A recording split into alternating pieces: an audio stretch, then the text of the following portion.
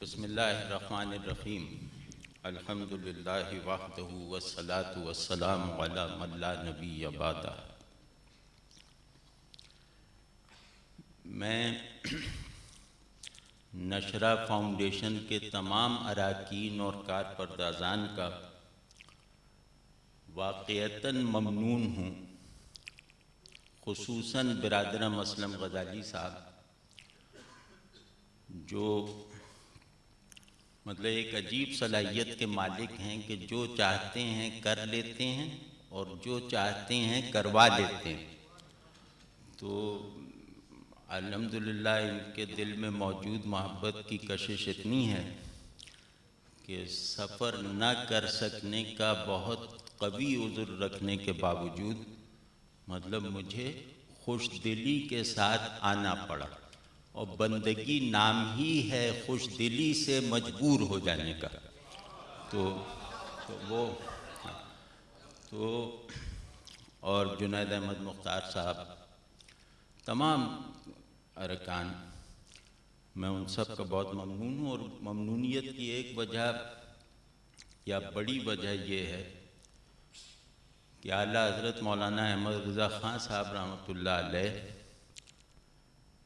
کے فضائل اور اسباب عظمت پہ گو کہ کافی نہیں لیکن خاصا علمی کام ہو چکا ہے۔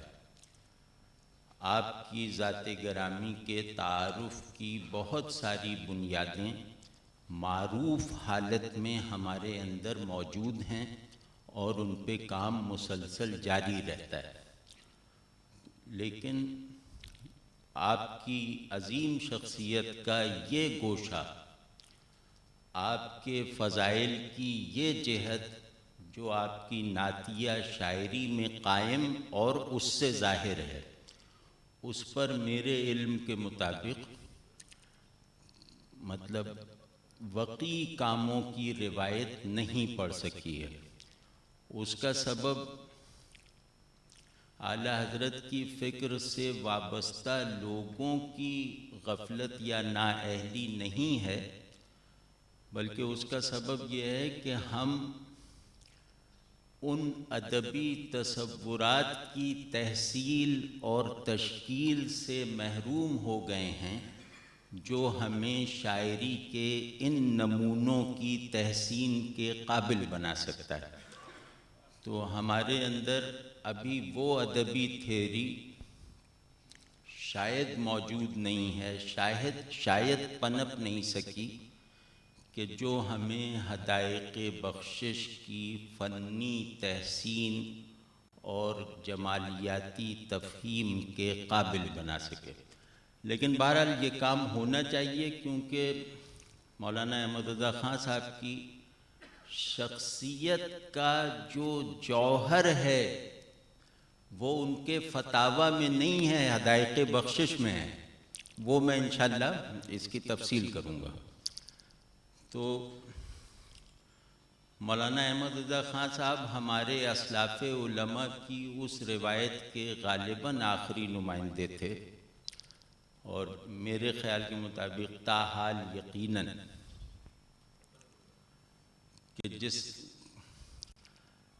کہ جس نے اپنے علوم اور اپنے احوال میں مکمل عینیت پیدا کر کے دکھا دی تھی۔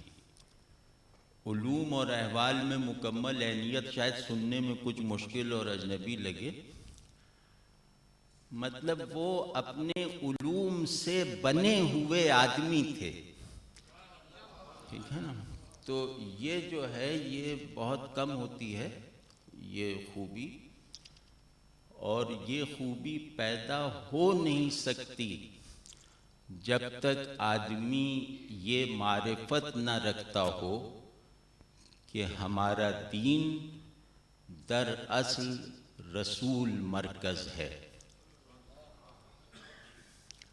تو اعلیٰ حضرت مولانا احمد رضا خان صاحب رحمۃ اللہ علیہ کا ایک بہت بڑا کارنامہ یہ ہے کہ انہوں نے ربانی حکمت دین کے اس سر کو اس سر اکبر کو نہ صرف دریافت کیا بلکہ اس کو پھیلانے کا مؤثر ترین ذریعہ بنے بر صغیر میں.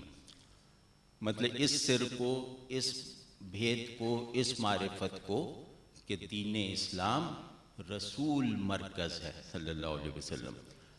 یعنی کہ جو چیز منتہائے میں مطلب ترتیب کا خیال نہیں رکھوں گا، اپنے جذبے کی روشنی میں بات کروں گا، دماغ کا پیچھا نہیں کروں گا. تو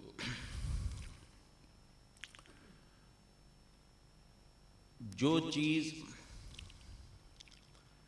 منتہائے بندگی ہے، منتہائے بندگی یعنی جہاں بندگی مکمل ہو جاتی ہے، جہاں بندگی کسی گمان اور کسی سوال کا ہدف بننے سے بلند ہو جاتی ہے،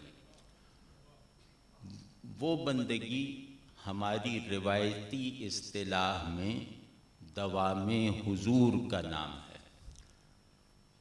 یعنی اللہ تبارک و تعالی کا مستقلاً استحضار، اللہ کی یاد کا ایسا تسلسل اور غلبہ جو خیالات اور احساسات پہ حاکم ہو کے ہمارے باطن کا تزکیہ کرتا رہے اور ارادے اور عمل پر غالب آ کر ہمارے اعمال اور ظاہری رویوں کی اصلاح کا کام کرتا رہے. یہ منتہائے بندگی ہے، یہ دوام حضور. یہ دوام حضور انسان اپنے اندر موجود کسی ملکہ یادداشت سے حاصل کر ہی نہیں سکتا. اللہ تبارک و تعالی نے انسان کو ایسا بنایا ہی نہیں ہے کہ وہ غیب مطلق کو مستحضر رکھنے میں اپنے اندر موجود قوتوں کے ذریعے سے کامیابی حاصل کرے. یہ استحضار یعنی جس کو حضور دائم کہیں، کمال دوام حضور کہیں، یہ استحضار ممکن ہی نہیں ہے رسول اللہ صلی اللہ علیہ وسلم سے عارفانہ نسبت اور عاشقانہ تعلق کے بغیر. رسول اللہ صلی اللہ علیہ وسلم کے تعلق میں اللہ کی رحمت سے وہ اثر موجود ہے کہ آپ صلی اللہ علیہ وسلم کا عاشق، آپ صلی اللہ علیہ وسلم کی محبت دل کو میسر آ جانے کے بعد ایک مستقل انداز تأثر رکھتی ہے. رسول اللہ صلی اللہ علیہ وسلم اپنے سچے امتیوں کو کبھی بھولتے نہیں ہیں. مطلب ہماری ایک اختیاری یادداشت ہے، وہ کہیں ادھر ادھر نکل جاتی ہے، لیکن ہمارا ایک وجودی حافظہ ہوتا ہے جس کو ہم جب چاہے محسوس کرتے رہتے ہیں. وہ وجودی حافظہ جو ہے اگر کسی چیز سے ہمہ وقت معمور ہے تو وہ رسول اللہ صلی اللہ علیہ وسلم کی ذات گرامی ہے. تو دوام حضور کہتے ہی اسے ہیں کہ میری وجودی یادداشت میں اللہ کے ساتھ میری نسبت بندگی زندہ اور مؤثر حالت میں موجود رہے. جب چاہوں اسے محسوس کر لوں، جب چاہوں اس کو اپنے عمل خیال پر حاکم کر لوں. یہ درجہ کسی بھی صورت سے، کسی بھی ذریعے سے، ذہن کی کسی بھی صلاحیت سے ممکن ہی نہیں ہے. یہ عدم امکان اس وقت تک رہے گا جب تک آدمی رسول اللہ صلی اللہ علیہ وسلم کی طلب فرمودہ محبت کا محصل نہیں ہوگا، اس کا طالب نہیں ہوگا، اس سے مناسبت رکھنے والا نہیں ہوگا. تو جیسے وہ نہیں کہ جو یہاں نہیں وہ وہاں نہیں، وہ ابھی پڑھ رہے تھے ویسا ماشاءاللہ. تو یہ وہ اصول اعظم ہے جو خواص صوفیہ کے حلقوں میں لائق اعتبار حالت میں موجود رہا ہمیشہ سے. مولانا احمد رضا خان صاحب نے خواص میں کار فرما اس اصول کو اپنی قوم کی نفسیات کی سب سے بڑی طاقت اپنی زندگی میں بنا کے دکھا دیا. یعنی کہ ایک ایسی دولت جو خواص اور اخص الخواص کے تصرف سے باہر نہیں نکل رہی تھی، باہر نظر نہیں آ رہی تھی، اس دولت خاصہ کو تحویل عوام تک پہنچا دیا. یہ اتنا بڑا کارنامہ ہے کہ اس کے سامنے قانونی تجدید، مجددیت کا قانونی تناظر کوئی اہمیت نہیں رکھتا. یہ مطلب ان کے مجدد ہونے کی میری نظر میں سب سے بڑی دلیل یہ ہے کہ انہوں نے بندگی کے آخری مطالبے کی تکمیل کے وسائل ہم ایسے لوگوں کے لیے بھی فراہم کر دیے. تو ہاں، تو خیر آج ہم مطلب میں سعادت حاصل کروں گا کہ آپ کے مشہور مجموعہ نعت کے فنی محاسن، یعنی کہ فنی محاسن کا مطلب یہ نہیں کہ ہم رعایات لفظی تک محدود رہیں. فنی حسن کہتے ہیں حسن اظہار کو. حسن اظہار کی ایک ٹیکنیک ہوتی ہے جو بعض میکینکس پہ استوار ہوتی ہے جو صنائع بدائع ہیں، اور بعض تصورات پہ کھڑی ہوتی ہے جو لفظ اور معنی کے متعلق ہوتے ہیں. تو ہم ان دونوں جہتوں سے آپ کی فنی اور جمالیاتی بلند حیثیت کا جائزہ لینے کی اپنی سی کوشش کریں گے. دوسرا پہلو یہ ہے جو نعت کے تقاضے ہمارے بھائی انوار احمد زئی صاحب نے بہت خوبصورتی اور اختصار سے مکمل طور پہ بیان کر دیے، اس کے اعادے کی ضرورت نہیں. دوسرا جو مطلب میں جو نعت کا ادب یا نعت کا تقاضا بتانے جا رہا تھا وہ دوسرے پہلو سے تھا. دوسرا پہلو ہوگا جو نعت کے بنیادی ترین تقاضے کی حیثیت رکھتا ہے کہ ہم عشق کو جمال مصطفوی سے وابستہ کریں اور معرفت کو کمال مصطفوی کے قدم پہ ڈالیں. ٹھیک ہے نا؟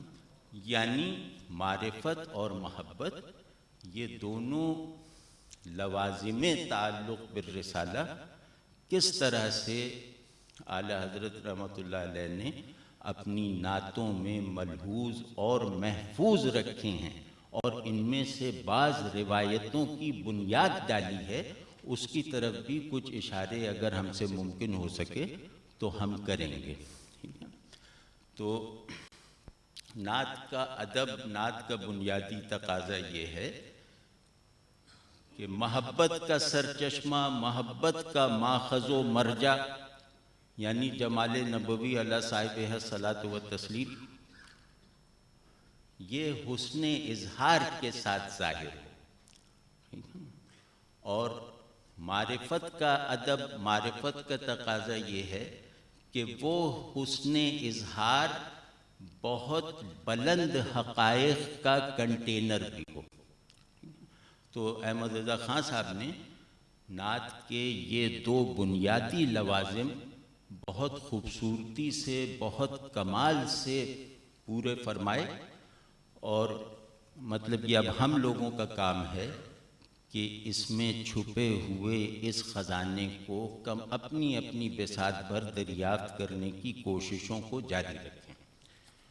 ایک بات جو مجھے مطلب یہاں آتے آتے سوجی تھی، وہ معرفت کی میں نے جب بات کی تو میرا دل چاہ رہا ہے کہ میں گویا اس مجلس کی برکت سے وارد ہونے والی ایک بات آپ کے ساتھ شیئر کروں. عارف اور عالم یہ دونوں ایک ہی روایت کے دو نمائندے ہوتے ہیں، لیکن ان میں ایک فرق یہ ہوتا ہے کہ عالم صورت کا منتہی ہوتا ہے عارف معرفت، عارف معنی کو حاصل کرنے والا ہوتا ہے، ٹھیک ہے نا؟ عالم شریعت پر مدار رکھتا ہے، عارف شارع کا ہاتھ تھامے ہوئے ہوتا ہے، اور شارع شریعت کا تابع ان معنوں میں نہیں ہوتا جن معنوں میں ہم ہوتے ہیں۔ شریعت شارع کے فضائل کا رکن اعظم ہے، لیکن شارع کے فضائل کا کل نہیں ہے۔ اس بات کو نہ جاننے سے بہت سارے معارف، بہت سارے مقامات جو اعلیٰ حضرت کی شاعری میں ادھر ادھر بکھرے ہوئے ہیں، وہ لوگوں کی گرفت میں نہیں آتے۔ میں نے ایک انتخاب حدائق بخشش کا فوری طور پہ تیار کیا اس نیت سے کہ میں ایک یا کچھ اشعار ایک رو میں پڑھوں اور ان پر اس طرح کی گفتگو کرنے کی کوشش کروں کہ اس سے ایک تو آپ کی شان نعت گوئی پر کچھ روشنی پڑ سکے، اور دوسرے یہ کہ آپ کے ممدوح علیہ الصلاۃ والتسلیم کے بارے میں ہم پر جو نئی معرفت اور نئی جہات محبت کھلتی ہیں ان کی طرف کچھ اشارہ ہو سکے۔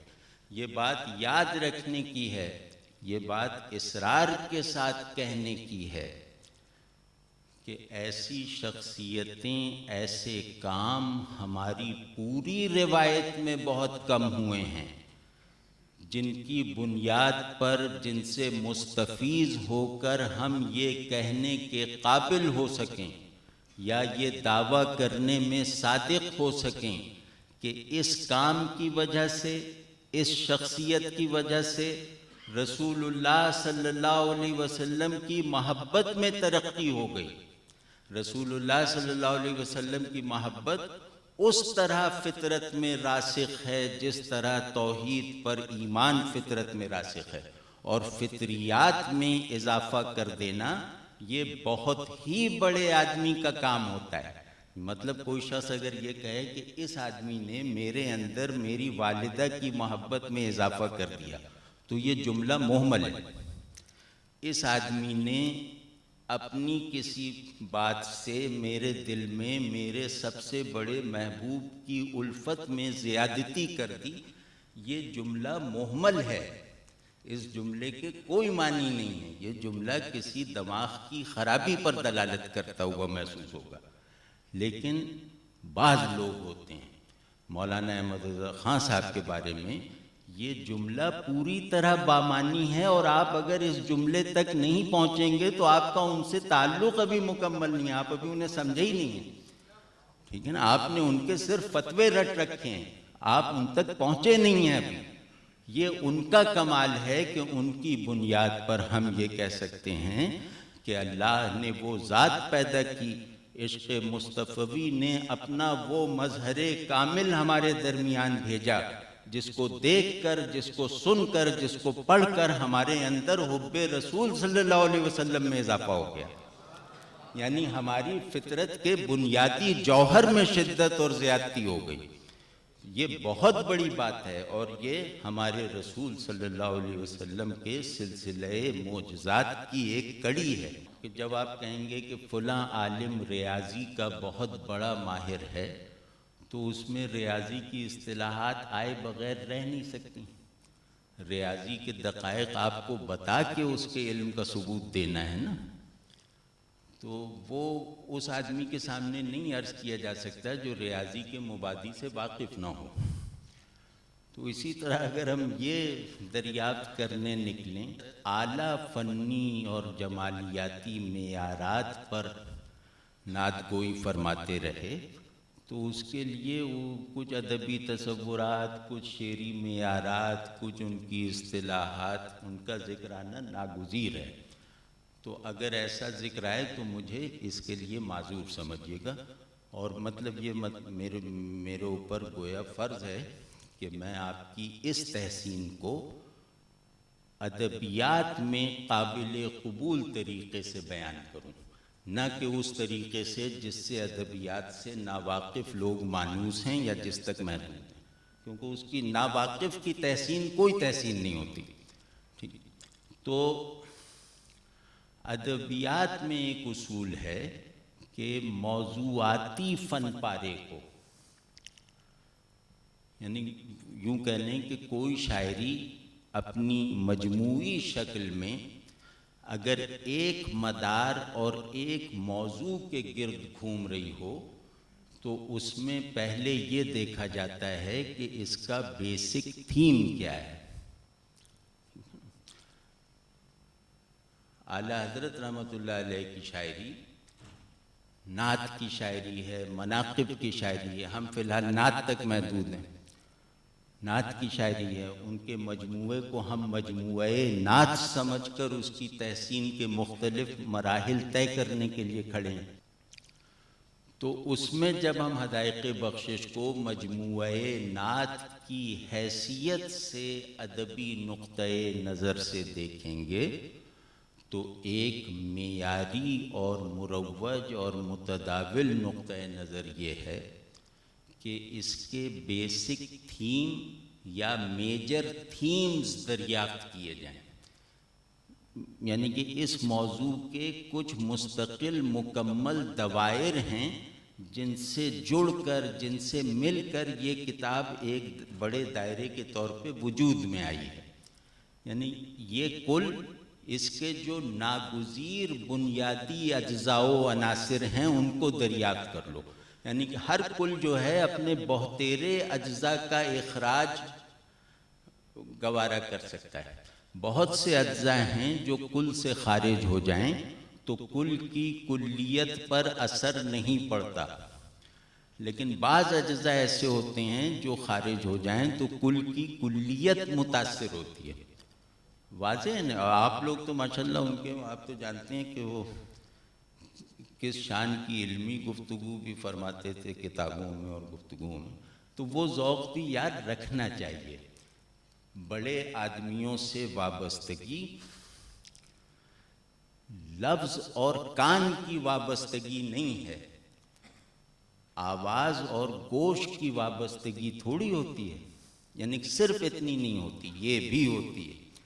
آنکھ اور لکھے ہوئے لفظ کا تعلق تھوڑی ہوتا ہے کہ آپ نے کچھ چیزیں یاد کر لیں، کچھ چیزوں کے بالکل ظاہری اور ابتدائی معنی جان لیے اور ان پر اپنا کلی موقف تشکیل دے دیا، یہ نہیں ہوتا۔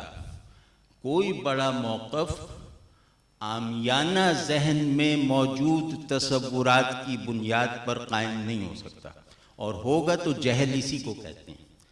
جہل اس کو کہتے ہیں کہ عامیانہ ذہن سے ڈیفائنر کو تشکیل دینا، چیزوں کو ڈیفائن کرنے کے ذریعے کو بنانا۔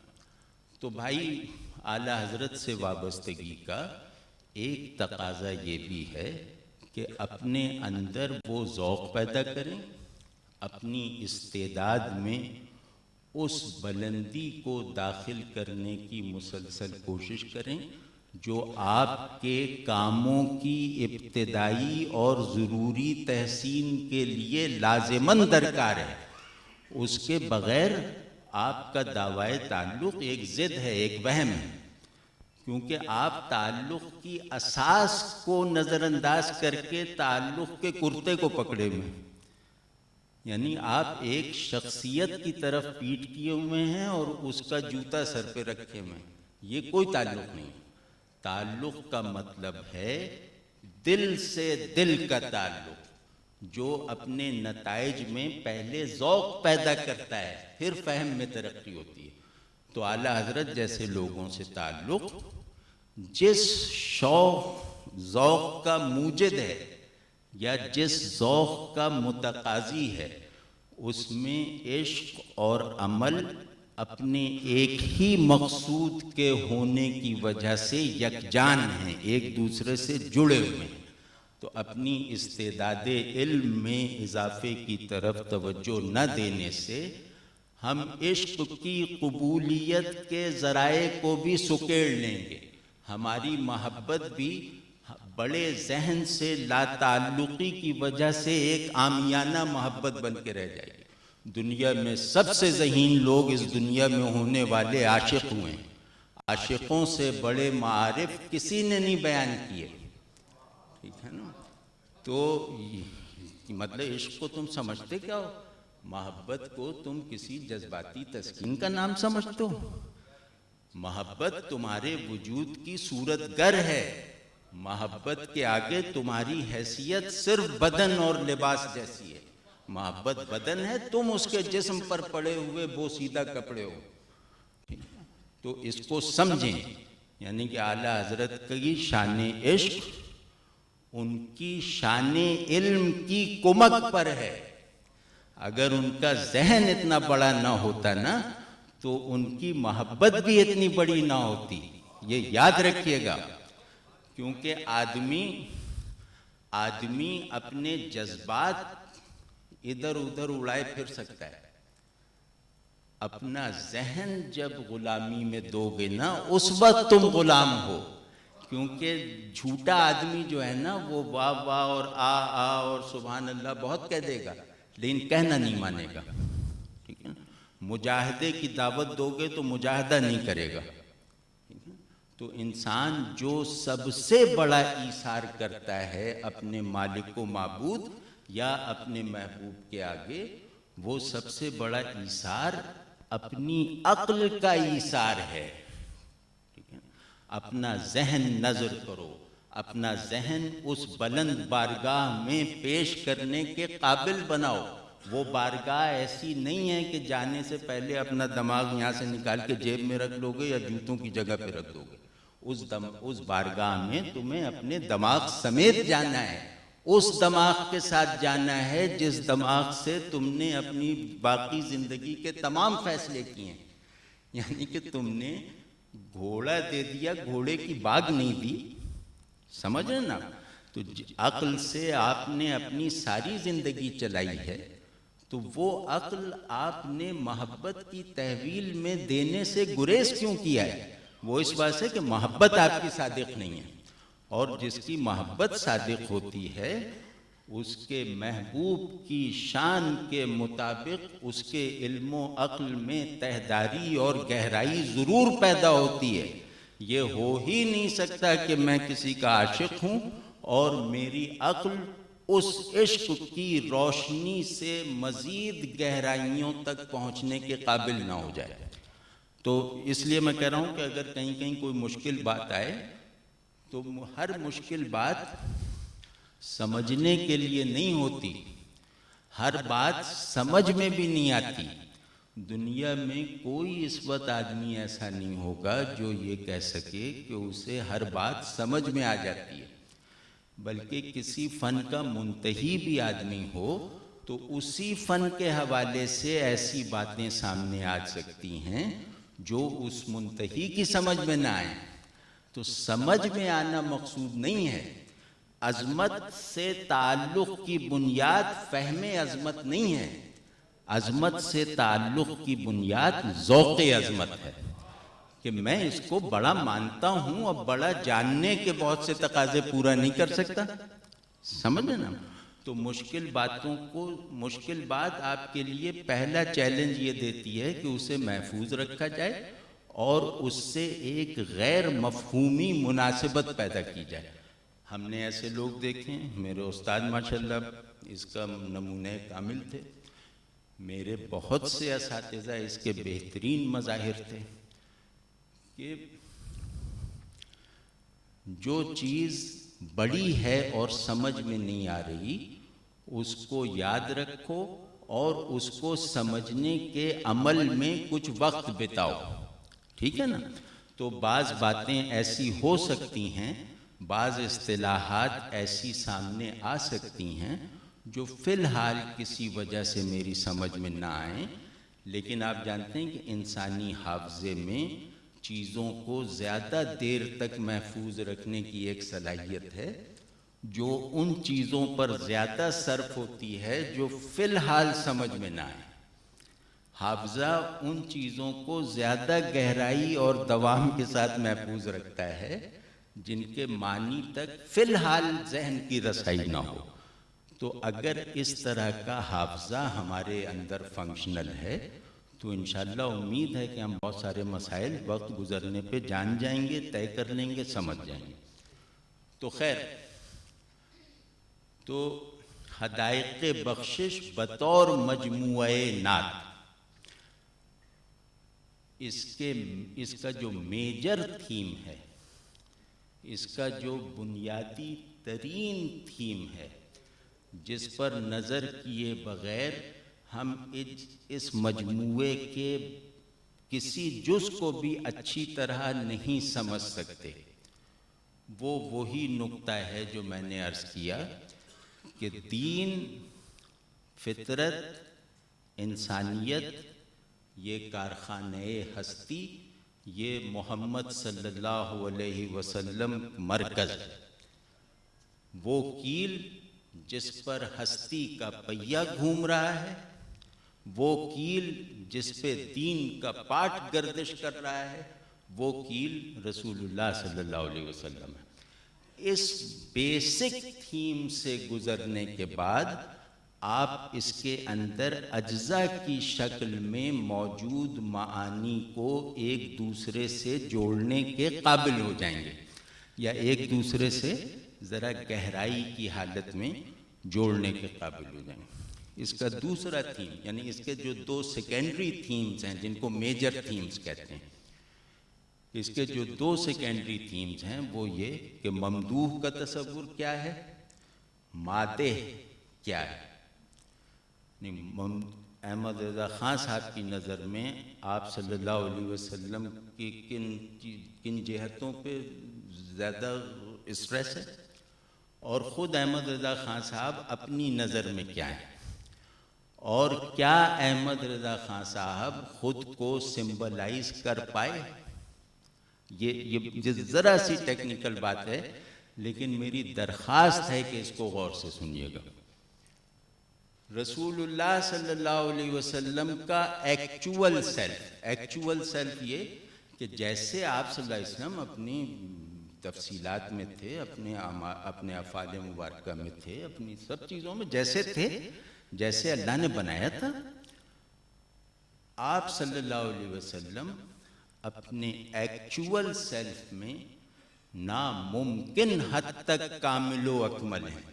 تو جو چیز کامل و اکمل ہو اپنی ایکچویلٹی میں، اپنی فعلیت میں، اس چیز کو سمبلائز کرنا بے معنی ہے۔ وہی چیز سمبلائز ہوتی ہے جو اپنی ذات میں ناقص ہو اور سمبل بن کے وہ کسی اور کے کمال پہ دلالت کرے۔ تو رسول اللہ صلی اللہ علیہ وسلم کا ایکچول سیلف کمال سے زیادہ مکمل ہے، تو اس کو سمبلائزیشن کی کوئی حاجت نہیں۔ واضح ہے یہ بات؟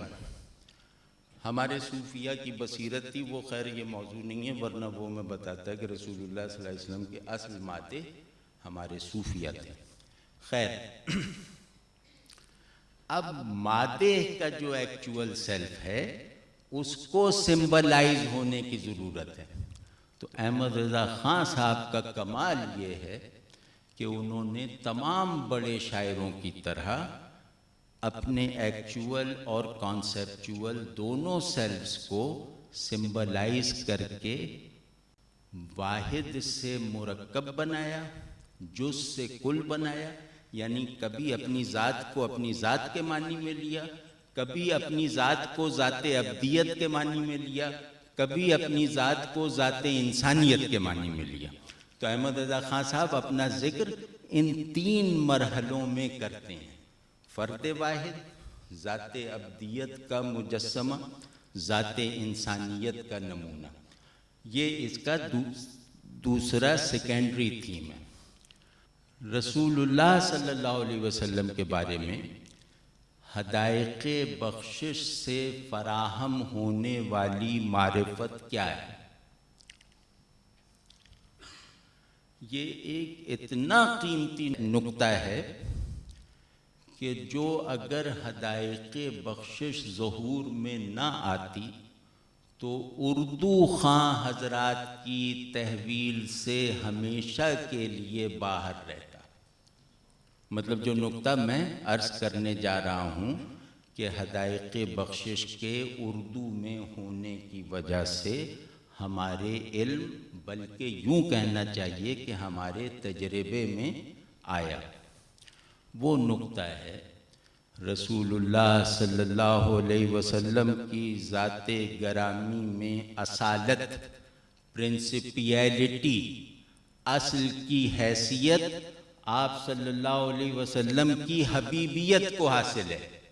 آپ صلی اللہ علیہ وسلم اپنے جوہر ہستی میں حبیب اللہ ہیں، اپنی ہستی کی فعلیت میں رسول اللہ صلی اللہ علیہ وسلم۔ آپ کی رسالت آپ کی حبیبیت کی مینیفسٹیشن ہے، آپ کی حبیبیت اصل ہے، آپ کی رسالت اس کی فرع واحد اور فرع کل ہے۔ تو رسول اللہ صلی اللہ علیہ وسلم سے تعلق رکھنے کا کوئی بھی راستہ بلا غبار اور محفوظ اس وقت تک نہیں ہو سکتا جب تک تم اس بات کو اپنے وجدان اور اپنے ذوق میں نہ سمجھنے کے قابل ہو جاؤ کہ رسالت رسول اللہ صلی اللہ علیہ وسلم کی حبیبیت پر تعمیر ہونے والا اسٹرکچر ہے۔ آپ صلی اللہ علیہ وسلم کی حبیبیت کی وجہ رسول ہونا نہیں ہے، آپ صلی اللہ علیہ وسلم کے رسول آخر و اعظم ہونے کی وجہ سے آپ صلی اللہ علیہ وسلم کا حبیب اللہ ہونا ہے۔ اگر آپ صرف اس پہ فوکس کر کے اب ہدایت بخشش کو دیکھیں تو آپ کو اس میں موجود تمام معانی میں ایک نیا کرنٹ دوڑتا ہوا نظر آئے گا، ایک نیا ربط پیدا ہوتا ہوا دکھائی دے گا، اور آپ کو رسول اللہ صلی اللہ علیہ وسلم کی وہ معرفت حاصل ہوگی جو کسی دستیاب ذریعے سے ممکن نہیں، اردو خواں طبقے کے لیے۔ یہ وہ ورثہ ہے جو شیخ اکبر محی الدین ابن عربی، حضرت مجدد الفسانی، جن لوگوں نے اب افسوس صد افسوس کہ ہمارے اسلاف کی روایت کے پہیے ہم نے اپنے ہاتھوں سے پنکچر کر دیے۔ ہمیں یہ معلوم ہی نہیں ہے کہ ابن عربی کون تھے، مجدد الفسانی کون تھے، ہمیں یہ معلوم ہی کون ہے جو آدمی جس نے حقیقت محمدیہ صلی اللہ علیہ وسلم کا ذکر سنا ہو اور اس میں اترنے کے درپے ہو گیا ہو، کون ہے ایسا آدمی؟ تو بھائی یہ ہماری بڑی بد نصیبی ہے، یہ خود کردہ ہے۔ تو خیر وہ حقیقت محمدی جو پہلے اخص الخواص عارفوں کا موضوع تھا، اس حقیقت محمدی علی صاحبہ الصلاۃ والتسلیم کے دائرے فیضان کو احمد رضا خان صاحب نے مجھ ایسے عامیوں، ناقصوں، کاہلوں تک پھیلا دیا۔ یہ بہت بڑا کام ہے۔ کوئی شخص اپنی روایت کے جوہر کو، اپنی روایت کے مینار کے برج کو اس زمین پر کھڑے تمام آدمیوں کے دائرے بصارت میں لے آئے، وہ اتنا ہی بڑا آدمی ہے جتنا بڑا آدمی اس برج پہ کھڑے ہونے والے لوگ ہیں۔ تو مطلب اس چیز سے بچیں کہ ہدایت بخشش سے کسی قانونی ذہن میں پیدا ہونے والے دلائل کو رد یا قبول کیا جائے۔ یہ مجموعہ اس سے بہت بلند ہے۔ اس سے بلند ہونے کا مطلب یہ ہے کہ رسول اللہ صلی اللہ علیہ وسلم کی ذات اقدس سے پورے وجود کے ساتھ متعلق ہو جانے کا ادب اور وہ کیفیت قانونی اصطلاحات میں بیان نہیں ہو سکتی۔ اس سے نکلیں اور اس میں سیر کریں، اس کو اپنا مدار سلوک بنائیں، اس کو تعلق بالرسالت کے ذوق اور فہم کی سنجیدہ بنیاد بنا کر کچھ مہینے اس کے ساتھ چل کر تو دیکھیں، اس کا ہاتھ پکڑ کے کم از کم 2-4 ہفتے ہی گزار کے دیکھیں، تو مجھے یقین ہے کہ اللہ تبارک و تعالیٰ نے چاہا تو پھر وہ ذوق محبت بھی پیدا ہو جائے گا اور وہ استعداد معرفت بھی نصیب ہو جائے گی جو رسول اللہ صلی اللہ علیہ وسلم کے اس مطالبے میں قیامت تک کے لیے مضمر ہے کہ تم اس وقت تک کامل الایمان نہیں ہو سکتے جب تک میری محبت ماں باپ اولاد مطلب تمام محبوبوں سے بڑھ نہ جائے۔ یہ کیا طلب فرمایا تھا رسول اللہ صلی اللہ علیہ وسلم؟ محبت کس چیز کا نام ہے؟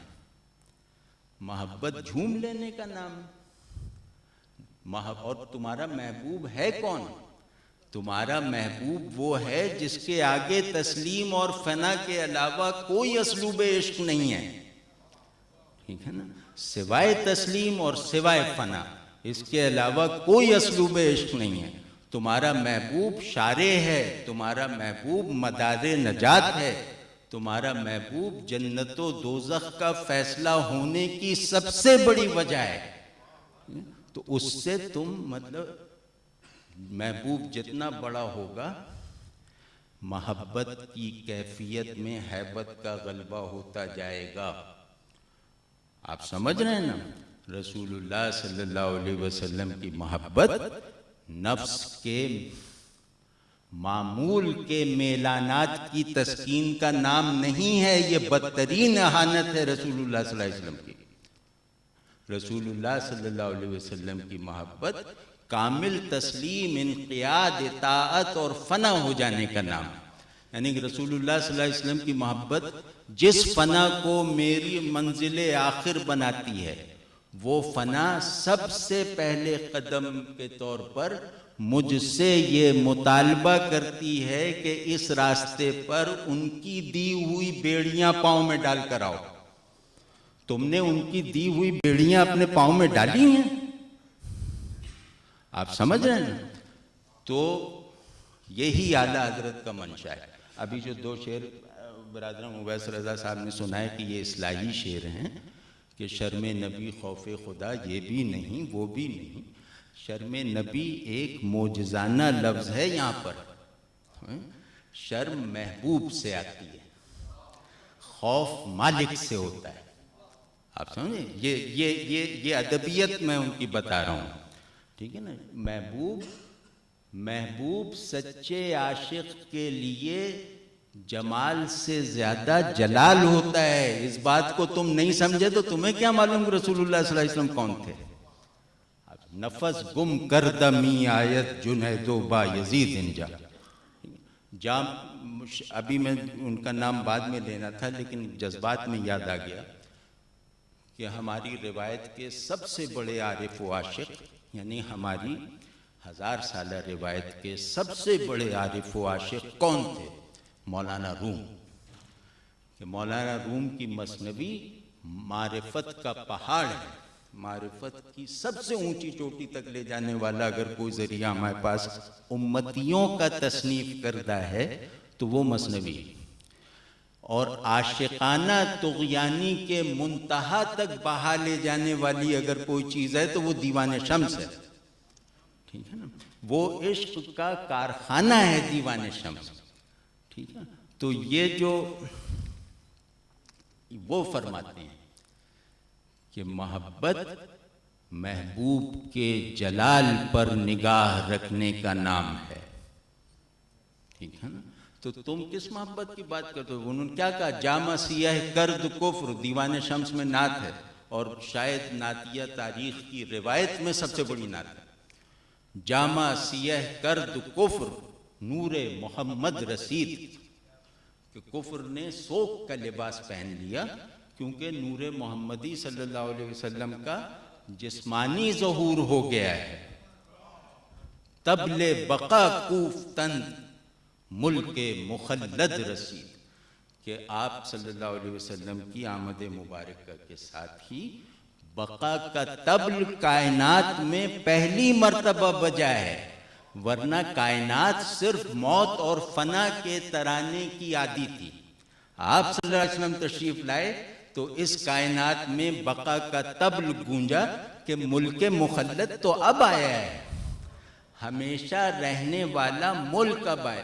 ارے تم کوئی اندازہ لگا سکتے ہو؟ یہاں ملک مخلد نہیں کہا، ملک مخلد کا ہے۔ ملک مخلد کا مطلب ہے کہ اللہ کے ملک کے دو حصے ہیں، ایک غیر مخلد ہے یعنی کل کائنات جس کو فنا ہونا ہے، ایک مخلد ہے یعنی ذات رسول صلی اللہ علیہ وسلم جس کو فنا نہیں ہونا۔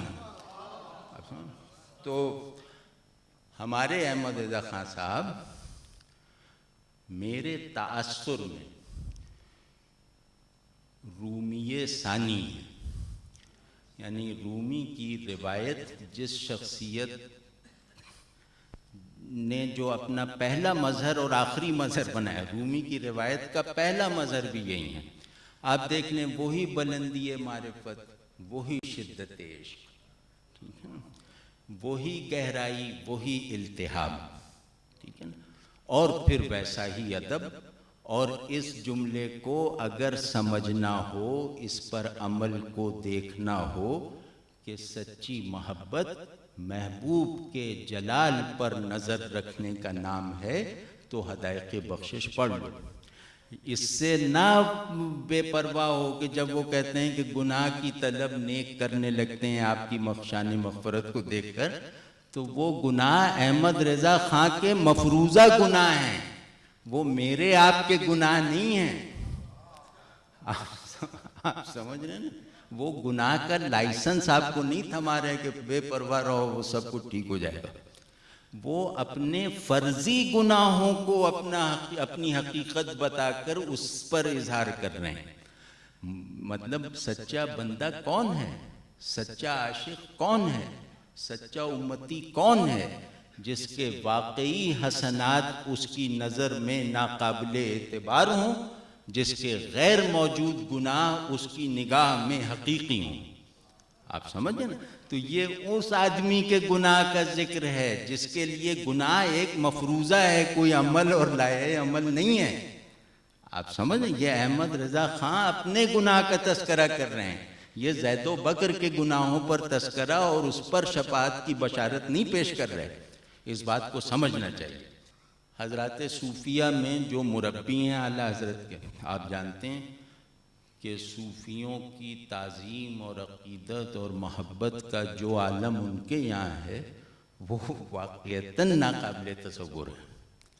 یعنی اپنے بزرگوں کا، اپنے بڑوں کا جیسا ادب ہے وہ واقعتاً وہم و گمان سے ہم ایسوں کے باہر لگتا ہے. ٹھیک ہے نا. تو ان کا ایک قول ہے، سیدنا جنید بغدادی رضی اللہ تعالیٰ عنہ امام الطائفہ کہلاتے ہیں، صوفیہ کی جماعت کے امام.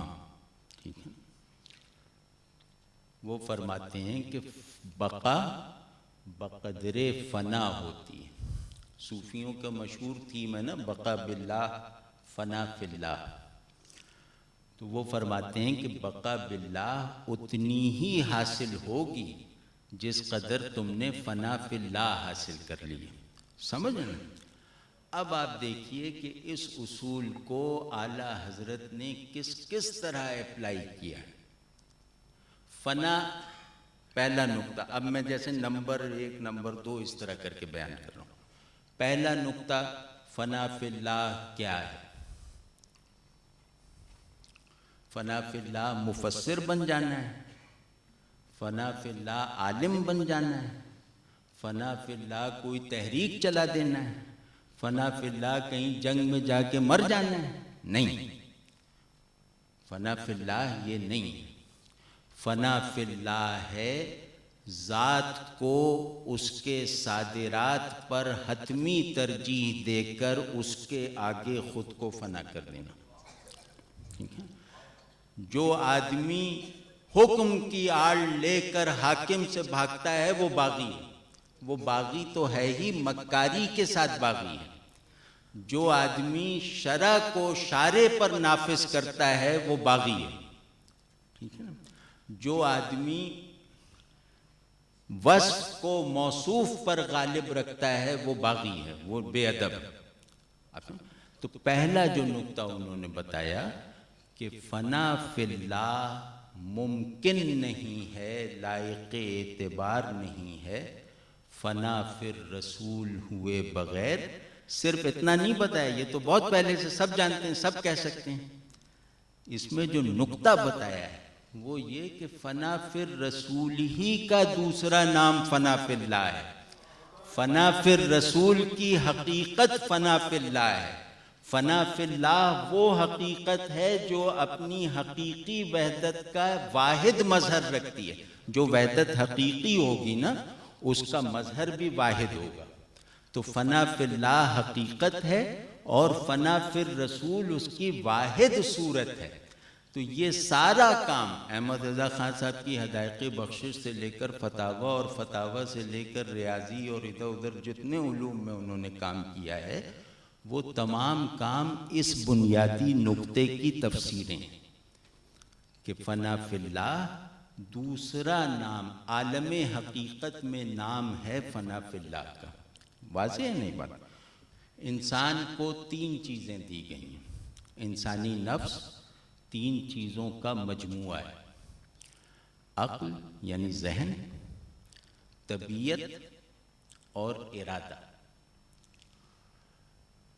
کبھی آپ مولانا احمد رضا خان صاحب کے سوانح اور آثار کا اس نقطہ نظر سے مطالعہ کیجئے کہ آپ نے اپنے ذہن، طبیعت اور ارادے کو یک اصل کیسے کیا ہے.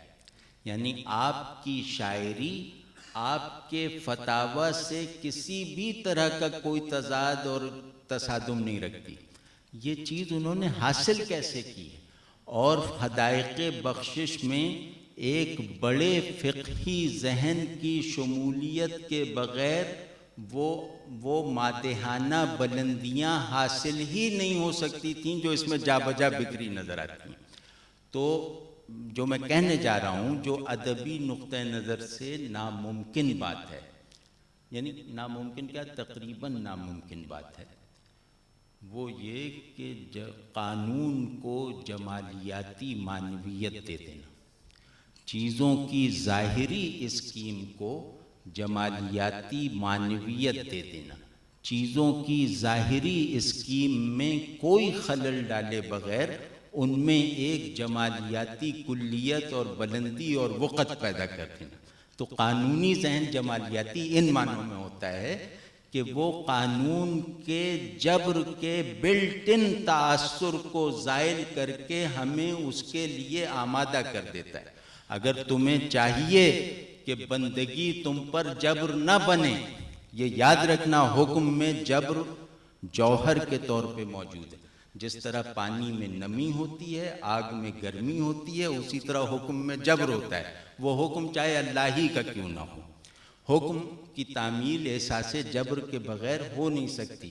اللہ بھی ذات جبار ہے، سمجھ رہے نا.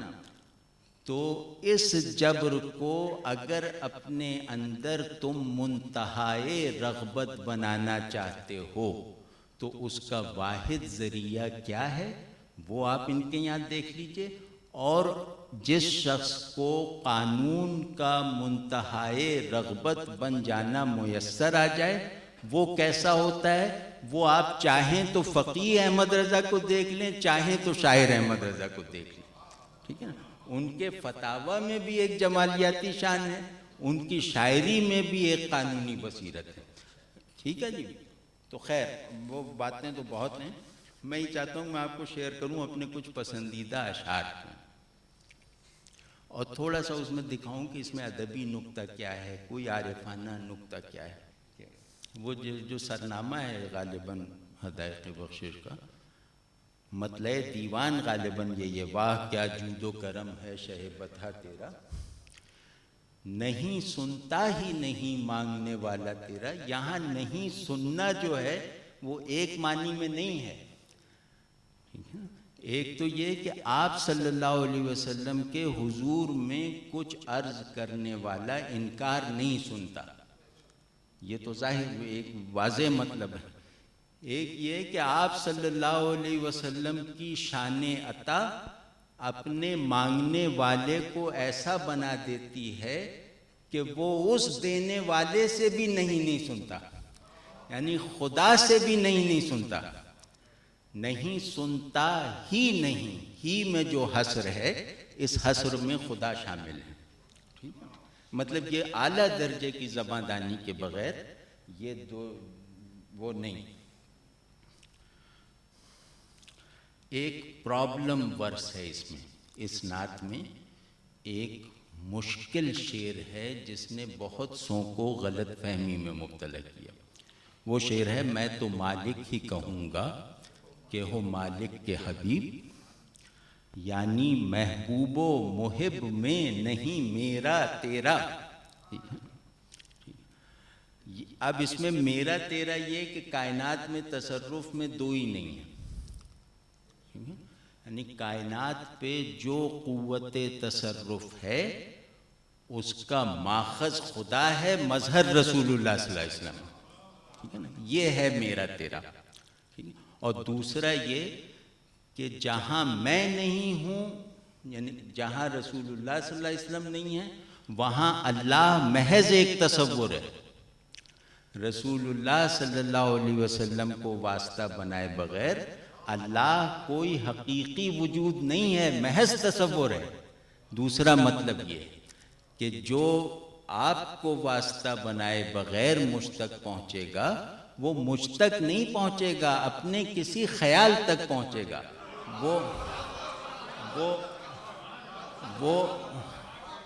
وہ اپنے خالق خدا تک نہیں پہنچے گا، اپنے مخلوق خدا تک پہنچے گا۔ جہاں تک وہ پہنچے گا وہ خدا اس کا خالق نہیں ہے، اس کا مخلوق ہے، ٹھیک ہے نا۔ تو مطلب اس میں بہت ساری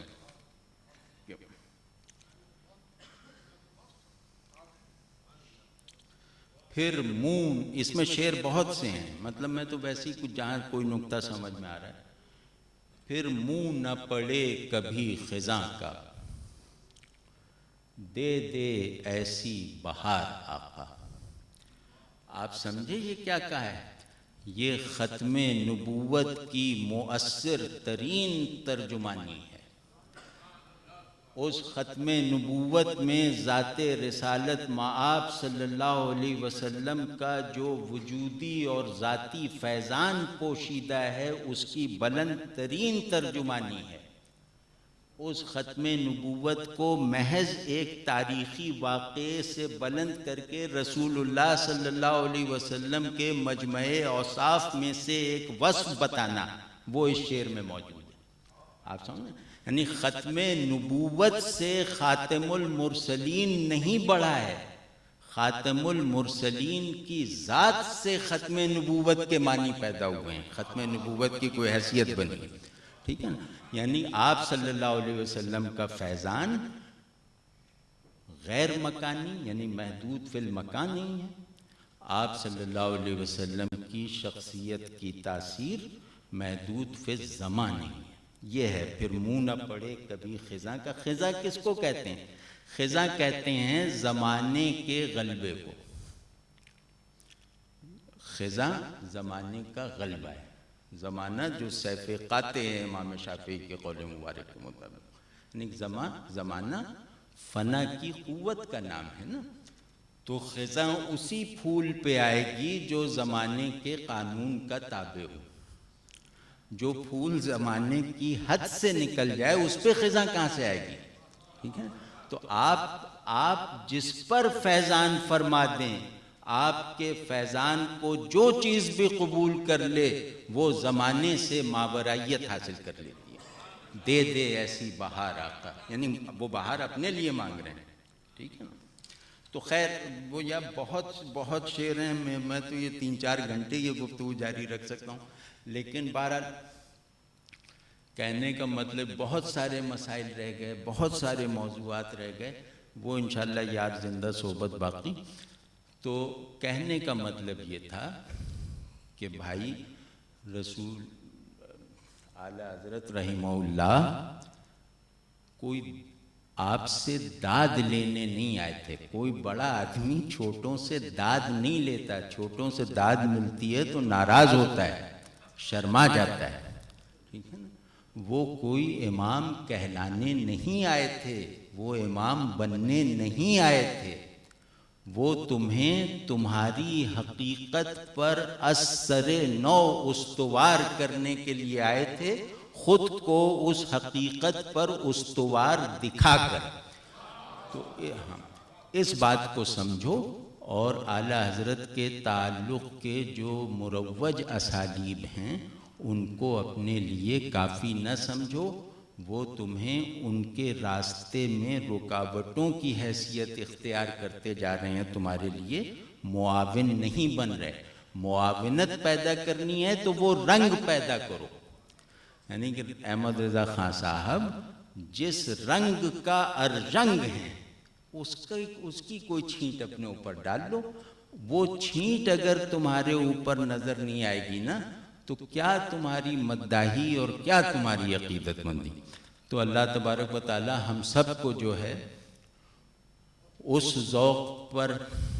ذوق کا حامل بنائے جس ذوق کے وہ نمائندے تھے. اللہ تبارک و تعالی ہمارے ذہن کو وہ عارفانہ بلندیاں عطا فرمائے جو ان کے یہاں جا بجا نظر آتی ہیں. اللہ تبارک و تعالی ہمارے اندر وہ استقامت فی العمل نصیب فرمائے جو ان کی شخصیت کا دوسرا نام ہے. اور بھائی یہ اویس صاحب سے میں نے تو ان کی پہلی مرتبہ زیارت کی ہے بالمشافہ، اور یہ میرے محسن ہیں اور ایسے لوگ ہم سب کے محسن ہیں، کیونکہ یہ رسول اللہ صلی اللہ علیہ وسلم کے ساتھ تعلق کے لیے درکار جذبات فراہم کرتے ہیں. اس کی بہت حیثیت ہے. اگر رسول اللہ صلی اللہ علیہ وسلم ہمارے لیے مدار جذبات نہ بنے نا تو ہماری تو صرف باتیں ہی باتیں ہیں. تو یہ لوگ بہت مبارک ہیں. اللہ تبارک و تعالیٰ ان کے علم و عمل میں برکت دے، اور جو جذبات یہ ہم تک پہنچاتے ہیں ان جذبات میں جینا مرنا انہیں بھی میسر آئے، اور ان جذبات کے لازمی تقاضوں پر یہ خود بھی عامل ہوں، ہمیں بھی عامل کروائیں. رسول اللہ صلی اللہ علیہ وسلم سے محبت کا لازمی تقاضا ہے دنیا سے بے رغبتی. اس کو یاد رکھنا، ورنہ کوئی دعوی محبت قابل قبول نہیں ہے. جب تک دنیا سے بے رغبت نہیں ہوگے تمہاری محبت تمہارے منہ پہ مار دی جائے گی، کیونکہ یہ رسول اللہ صلی اللہ علیہ وسلم کا ذوق ہے. جو شخص رسول اللہ صلی اللہ علیہ وسلم کے ذوق سے عدم مناسبت رکھے گا اس کی کیا محبت. آپ یعنی ذوق کی حیثیت حکم سے زیادہ ہوتی ہے. اسی وجہ سے جو شخص رسول اللہ صلی اللہ علیہ وسلم کے حکم کی کسی حکم کی تعمیل سے قاصر رہ جائے وہ تو انشاءاللہ بخشا ہے، اگر نادم ہے تائب ہے.